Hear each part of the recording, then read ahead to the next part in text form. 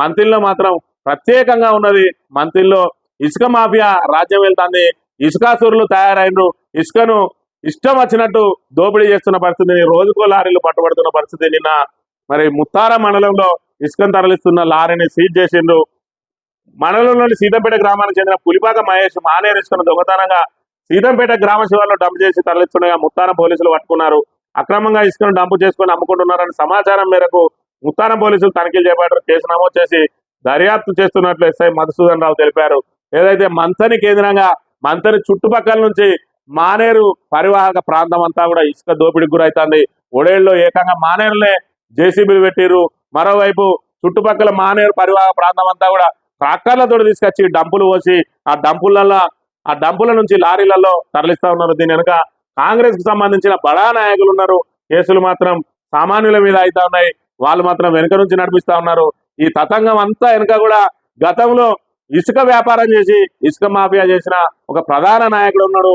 గత ప్రభుత్వ హయాంలో ఏదైతే కాంగ్రెస్ ఉమ్మడి ఆంధ్రప్రదేశ్ లో కాంగ్రెస్ ప్రభుత్వంలో ట్రాక్టర్లతో ఇసుక అమ్మిన ఆయన ఇప్పుడు ఏకంగా లారీలతోనే ఇసుక వ్యాపారం చేస్తా ఉన్నాడు. కోట్లకు పడగలెత్తుతా ఉన్నాడు.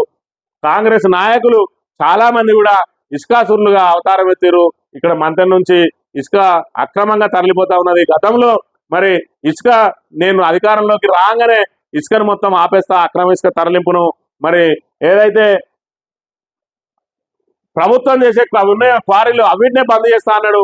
కానీ ఇప్పుడు అక్రమంగా వాళ్ళ నాయకులే మరి ఈ విధంగా ఇసుకను దోపిడీ చేస్తున్నా ఆయన నోరు మెదపడం లేదు. మరోవైపు నిన్న రెవెన్యూ అధికారులకు అదేవిధంగా పోలీసు అధికారులకు ఆ సీతంపేట గ్రామస్తులు సమాచారం ఇచ్చిండు. ఇది పోలీసులు దాడి చేసి పట్టుకున్నది కాదు, కేవలం అక్కడ ప్రజలు ఏదైతే లారీ మరి అక్కడ బ్రేక్ డౌన్ అయ్యి అక్కడ ఉన్నది ఒక రోజంతా అక్కడ నిలిపి ఉన్నది. ఆ విషయాన్ని గమనించి స్థానికులు ఇటు పోలీసులకు అటు రెవెన్యూ అధికారులకు ఫిర్యాదు చేస్తే తప్పనిసరి పరిస్థితుల్లో పోలీసులు వచ్చి పట్టుకున్నారు. రెవెన్యూ అధికారులు అయితే అటు కన్నెత్తే చూడలేదు. ఒక బడా నాయకుడు, మంత్రికి చెందిన ఒక బడా నాయకుడు ఆ రెవెన్యూ అధికారులకు ఫోన్ చేసి మీరు వెళ్ళొద్దని చెప్పడంతో మరి ఆర్ఐని పంపిస్తారని బయటకు వెళ్ళి మరి ఆర్ఐని నిలిపేసిన పరిస్థితి మనం ఇక్కడ గమనించవచ్చు.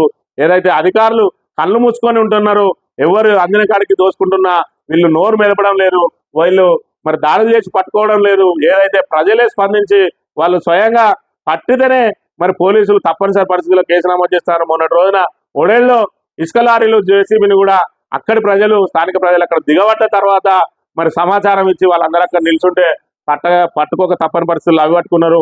ఇది కూడా ప్రజల సమాచారం మేరకు వాళ్ళ సమక్షంలో జరిగింది. అయినప్పటికీ కూడా వీళ్ళని వదిలేయాలని అనేక ఒత్తిడి వచ్చినా మరి అప్పటికే ఇదంతా బయటకు స్ప్రెడ్ అయింది కాబట్టి వదిలేస్తే తమ శాఖ బదనాం అవుతుందని చెప్పి తప్పనిసరి పరిస్థితుల్లో కేసు నమోదు చేసిండు.